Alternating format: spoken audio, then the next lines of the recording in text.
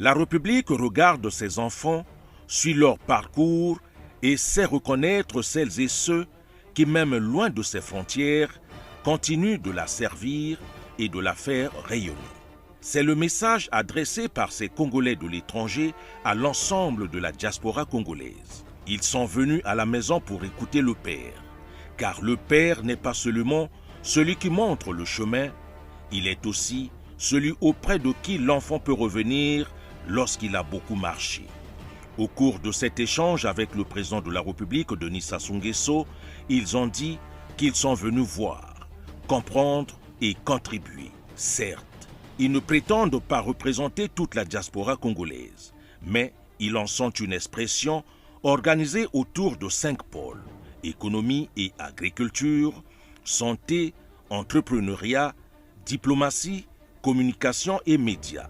D'après eux, ils ne sont pas venus pour faire du tourisme institutionnel. Ils sont venus pour voir et ils ont vu.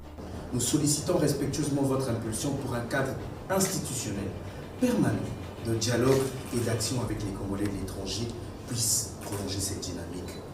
Un cadre permanent d'identifier nos compétences de notre diaspora, de faciliter l'investissement et l'entrepreneuriat, d'accompagner ceux qui souhaitent. Monsieur le Président, nous sommes partis avec nos valises.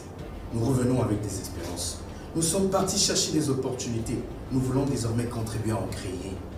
Nous ne sommes pas toute la diaspora, mais derrière nous, beaucoup d'autres Congolais attendent de savoir par quelle porte entrer pour servir leur pays. Alors faisons en sorte que cette rencontre ne soit pas seulement une belle photographie. Faisons-en un commencement. Car la diaspora n'est pas un Congo à l'extérieur. Elle est une partie du Congo qui vit ailleurs. Et aujourd'hui, les enfants revenus à la maison veulent simplement pouvoir dire au Père: voici ce que nous avons appris, voici ce que nous sommes devenus. Dites-nous maintenant quelle part de la maison nous pouvons aider à bâtir. Parce que lorsque les enfants retrouvent le chemin de la maison, c'est toute la maison Congo qui devient plus forte. Ces Congolais de l'étranger, loin de vouloir être les enfants privilégiés de la République, veulent simplement être les enfants utiles à la République. Je suis agriculteur au Maroc. Le contact est pris avec le ministre de l'Agriculture pour que nous puissions faire à ce que le Congo devienne une nation agricole, non seulement pour le marché local, mais pour l'exportation et la transformation agroalimentaire. Vous, qui êtes à l'étranger, venez voir ce que le président est en train de faire. Nous, on a vu. Les sapeurs ont vu.